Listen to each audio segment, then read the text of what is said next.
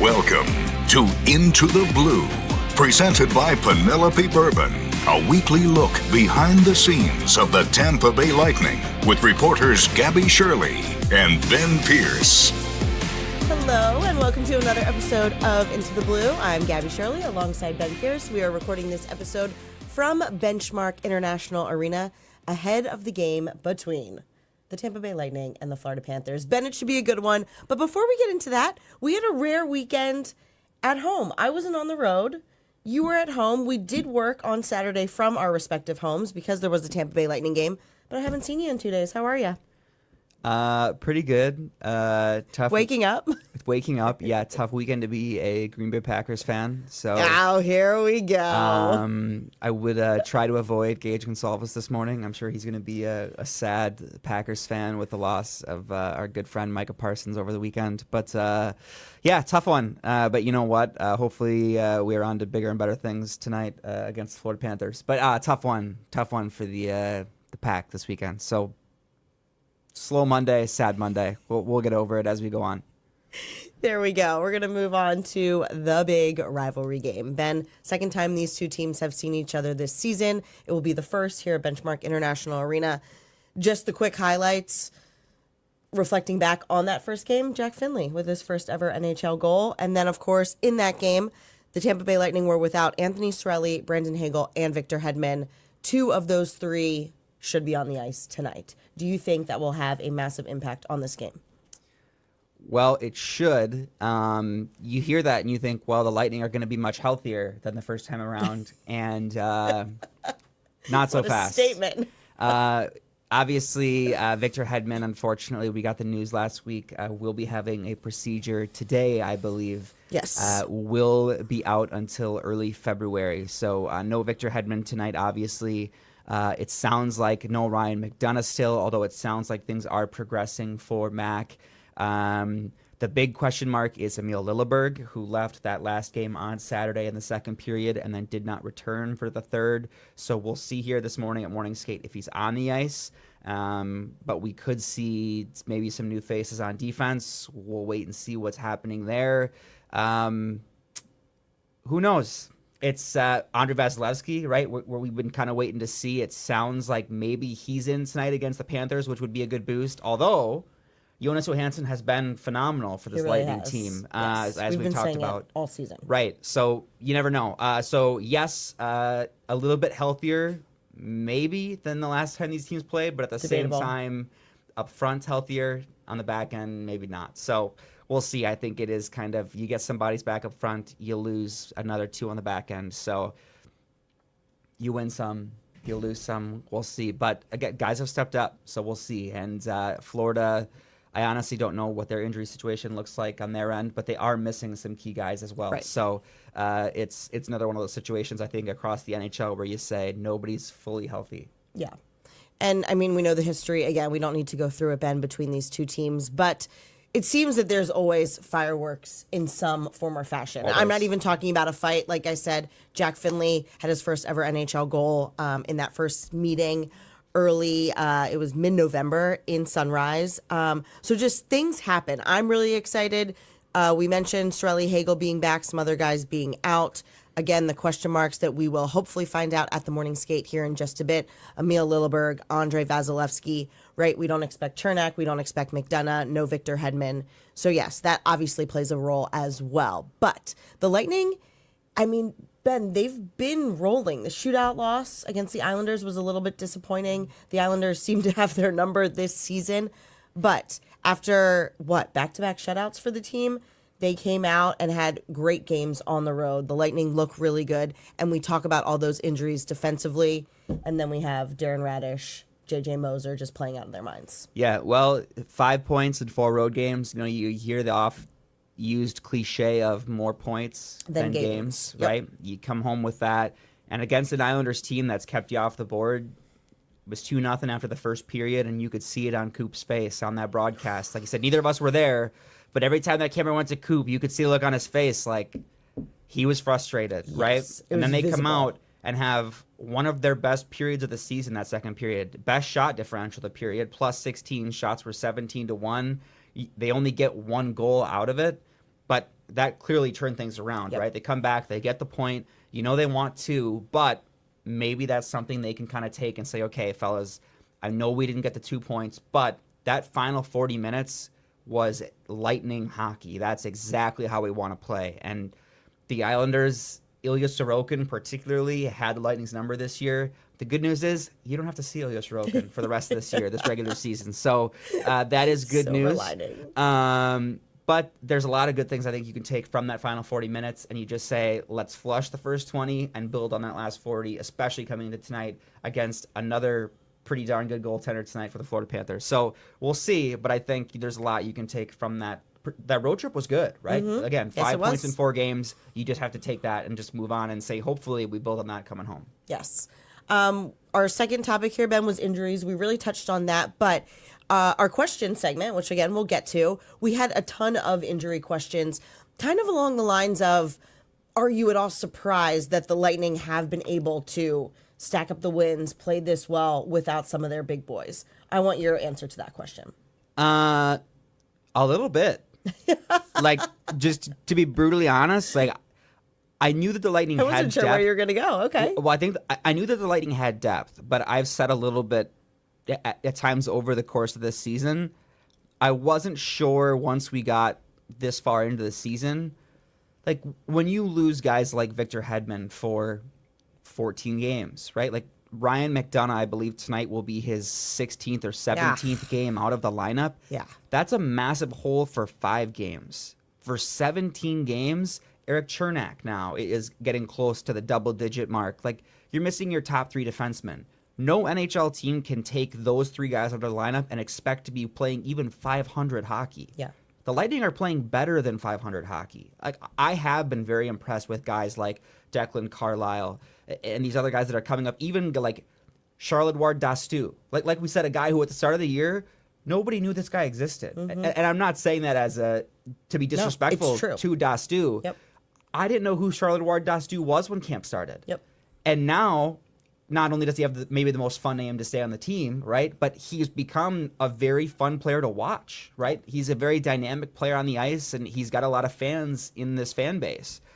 Emil Lilleberg has taken really good steps this year for this team. He's a plus player for the first time in his NHL career. He's scoring offensively. Darren Radish, like you mentioned, Out of his mind.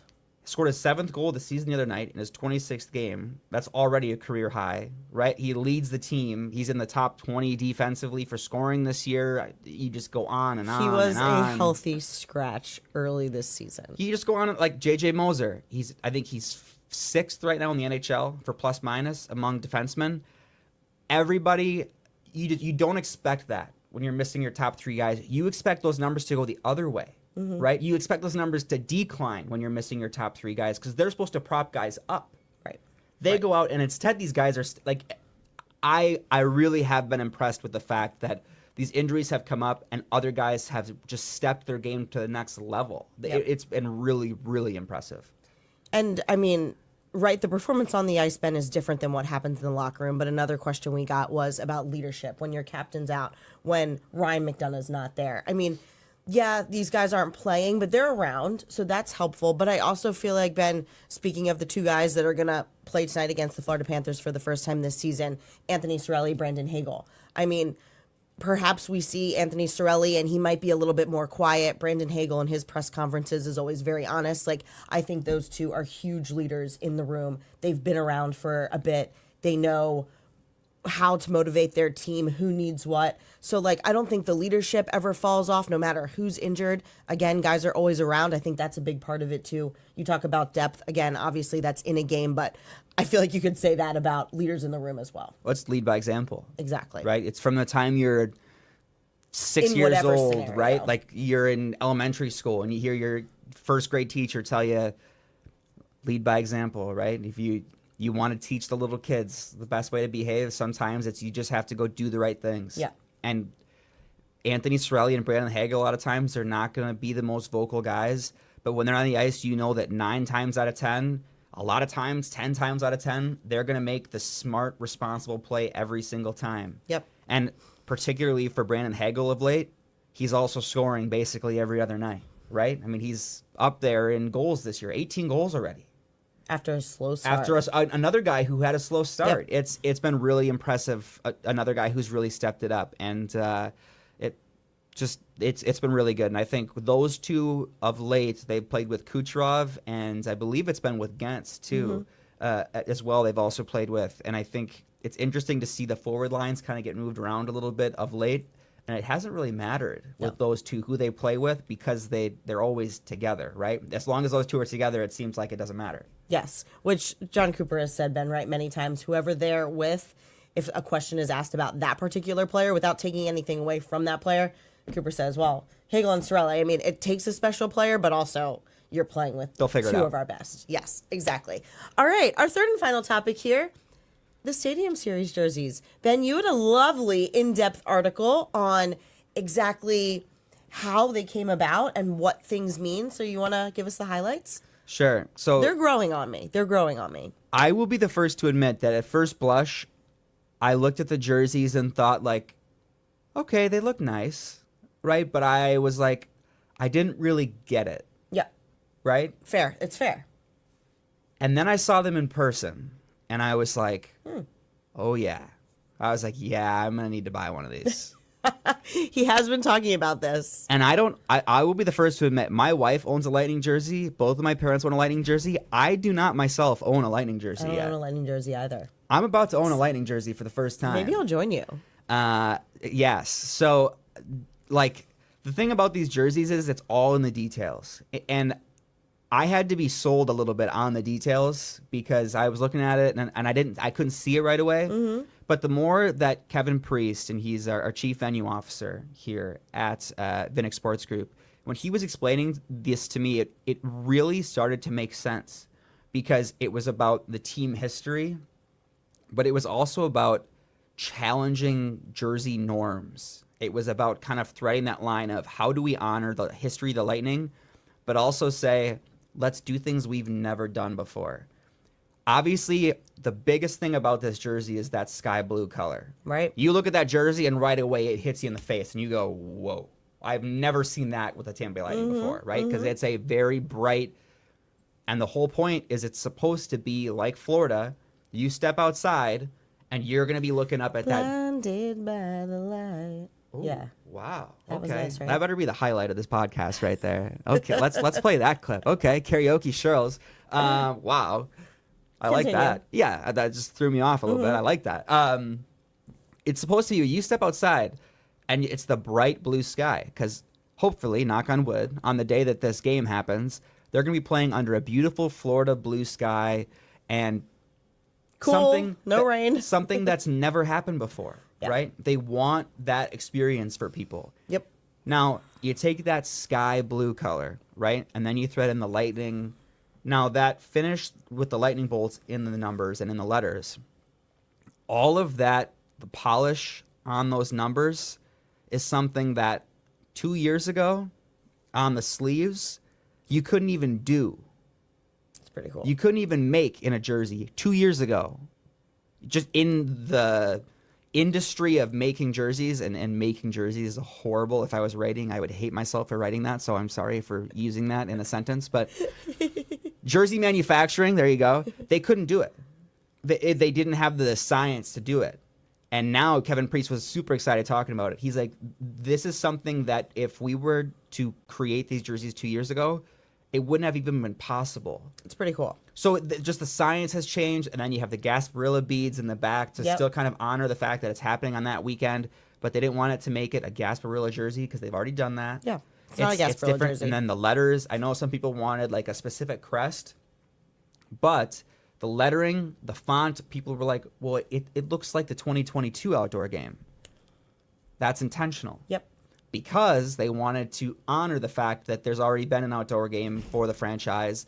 They used the same font because, again, Tampa Bay Lightning, first off, it's an NHL franchise in Florida, something that people said would never happen. Now they're going to host an NHL outdoor game in Florida, something people said would never happen. They're pulling that into this experience. So it's a lot of really cool things. They're really making it all full circle, but it's a matter of how do we challenge kind of this new space and bring it all full circle with everything that's happened in the past. You made some really great points there, Ben, with, from the lettering being the same, that's why they chose that lettering to just using new technology. Where if you just saw it and didn't know that fun fact, you'd be like, I mean, it's fine. Like, but the fact that it's new and couldn't be done just 2 years ago, like, that's wild. Yeah, it's crazy. Yeah. That's like I said, my first look at from a distance, I was like, okay, like it's different. I've never seen that. And then I saw it up close and I was like, that's going to cost me a couple bucks. And it is. So I'm excited. He's going to get one. And I think they go on sale today. Right? They do. I believe We're today. getting the affirmative. Yes. Wow. Perfect time to talk about it.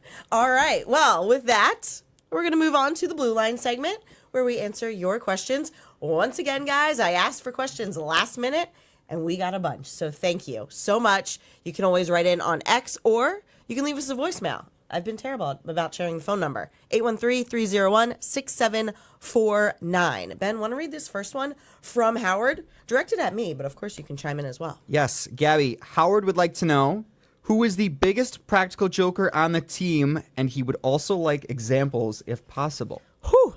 Okay, so Howard, I definitely know the answer to this question. My examples might be a bit vague, and I think Ben will hopefully agree with me when I tell you the biggest practical joker on the team, Nick Paul. That's who I thought it was going to be. Now, also, I probably should look up the definition of practical joker. He tells jokes. I don't know if he's necessarily like pulling pranks left and right, but if you need a joke, a dad joke, a dirty joke, like he's got them all. My biggest example that I can give just off the top of my head is, I believe it was last year, the siblings trip. Players' siblings were allowed to come on the trip as well as staff members. Nick Paul has one older brother who is absolutely lovely. I met him on our Boats Beginnings trip, Ben. I've seen him a couple times since, Jesse. But he is much more reserved than Nick Paul. And I think somehow it was a big, long table of staff at a bar. We were all eating and drinking, and Nick Paul and his brother Jesse were with us. And I don't think anyone, aside from laughing, said a word at the table, but Nick Paul was at one end. Everyone was looking in his direction, listening, holding court, just rapid fire, joke after joke after joke, which was wildly entertaining. It was a great time. Jesse, I don't think, said one word either. And I think whether I asked him or it just came up later, and he was just shaking his head. Like his little brother, this is what he does. He puts on a show. He's a big personality, a good time all the time. So that's the biggest example, Howard, that I can give you of Nick Paul being the biggest practical joker on the team. I feel like this is also a great time to plug Lightning Vision and remind everybody of the fantastic Old St. Nick video. Yes. Since it is Christmas time from last year. That's good. That was maybe my favorite video from last year was Nick Paul dressing up as Santa. And pranking his teammates with gifts for last year. Specifically Luke Glendenning. That was oh the my best God. one. I was and he wasn't wearing shoes for some reason. Yep, no shoes. Letting him breathe, as he put it. It was so good. So funny. That's so good. And yes, guys, if you haven't seen it, go back. I'm sure you can find it so good online. But another point to that, Ben, is that these videos that Lightning Vision does with players, they have to pick the right player. So again, that's another clue that Nick Paul was chosen for a reason, because he appreciates that stuff. And you don't want to make it tired, but that's one that I really hope we get a version 2.0 this year, because it was that good. It was so good. So if you haven't seen that one yet, 'tis the season. You have to go find the old St. Nick video from last year, because Nick Paul makes it worth it. It's a really good one. Really good point. Okay. This one, again, Ben, I'm interested to see. I don't know if you saw this one earlier, but if we have the same answer, because I went down the roster and one person jumped out to me. Okay, this question is from Morgan. We went a little bit light on the questions here, guys. Hope you don't mind. This is a really random question, but who on the team do you think would be most likely to agree to go on Dancing with the Stars after retiring? See all these retired pro athletes on there, but there has only been one hockey player. Then I did a quick Google search, and that hockey player is Sean Avery. So, does anyone stick out to you? Okay, this is so off the cuff. I have one person in mind, not a second one, only one. This is so off the cuff, and my reason is going to be so brutal. Okay. I'm going to say Jonas Johansson. Not my person, but go. Yep, continue. Because he's got the hips, because he's a goalie. Hips don't lie. Hips don't lie. And because I feel like he's so good, like he's so nice, and he always like every time I'm like, "Hey, do you have a minute?" He says yes. You know, like I feel like he's always pretty okay with Yes, he is. with ideas and different things. Even when the team is like, "Hey, you know, we have an event coming up. Would you be willing to?" I feel like he's always willing to try new things. So I'm going to say Jonas Johansson. And I don't know. I feel like maybe there's some hidden dance moves in there. I know he's a shy, quiet guy, but I feel like maybe there's some dance moves we haven't seen yet. So I'm going to go Jonas Johansson. You know what? That's not a bad choice. Okay. Not a bad choice at all. My hands down number one and only pick from the Tampa Bay Lightning roster as it stands at this point in time, JJ Moser. Yeah, that's a great pick. I'm Okay. upset with myself. That's a great pick. And Ben, the main reason being, right, we could point to a lot of things, but Ben has heard me talk about these guys. They are going to be the death of me, but they are very helpful. We have these player survey, player profiles that, right, we're almost halfway through the season and I'm still working on them. But it's just a list of questions that I have to ask each player and hope that it generates future story ideas. One of them is, you know, give me 3 of your interests outside of hockey. Like, what do you got? JJ Moser, which, Ben, I want to adopt this. Like, kind of looked at me and laughed, seemingly like either the question was dumb or like I don't have anything for you, but really it was because he said it verbatim. I love learning. Like, I just want to try new things, do new things. Like, it doesn't matter what it is. So outside interests from hockey, like he could have given me 300 things, it seemed like. So that really stuck out to me as just like, I want to be a little bit more like that. So I feel that if this opportunity was presented to him or someone had to volunteer, like his hand would go up in a second. I feel like JJ Moser could salsa. Probably. I could see that. Okay, Yes. fair enough. And probably could make a good salsa too. So Also, yes. yeah, okay, fair. All right. Yep. I like that. That's a good answer. Okay. With that being said, everyone's favorite plus minus segment. We're right on track here time-wise, Ben, because we got to get to skate. I don't even have a minus written down because I've just had a lovely Well, that's week. right. But Well, while you think about it, this Thank season, you. Penelope Bourbon is a proud partner of the Tampa Bay Lightning. Whether you are cheering at Benchmark International Arena or raising a glass at home, Penelope brings fans together. That's one pour, one moment, one win at a time. And you can find Penelope Bourbon at Publix or right here in the arena. Go Bolts. Go Bolts.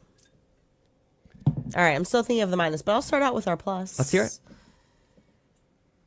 Kind of lame because 'tis the season, but I decorated the Christmas tree.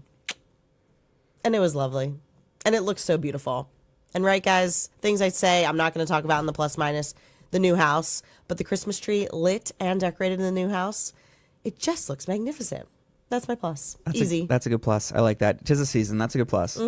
My plus is the rents are in town. That's a better plus. Yes, also 'tis the season, so I get to see mom and dad, and they are coming to attend their first ever Battle of Florida this evening. So hopefully they bring the W with them. I told them Whoa. the pressure is on, so they're going to get to see their first Battle of Florida. That's my plus.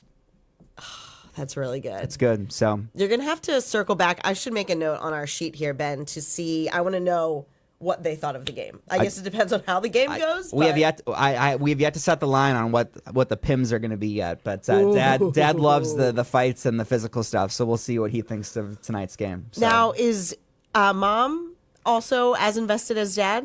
Yes, unless her sons were involved in the physical stuff, then Right. no. But yes, Okay. she loved the hockey stuff until her kids were the ones taking one of the big hits. Yes. But yes, she for sure she always enjoyed it. Oh, that's so good. Yeah, I'm going to make a mental note of that to All right. circle back Okay, next all week. Okay, my minus, I don't know. Again, I haven't had that bad of a week, Ben. That's which is good, great. though. That's great. I don't know if you can hear it in my voice, but I have a cold. I've just been battling in that department. I sit next to Ben, I'm coughing, I'm sneezing, like I feel really bad. But my boss did give me a shout out for coming in when I was feeling just like garbage. So I Warrior. also appreciated that. So God forbid I was not going to take a sick day. That's against the rules here. True. Battling. She's a warrior. Battling. She's a warrior. That's my minus. We're coming out of it, but you know, guys, 'tis the season for not this. Too much to do.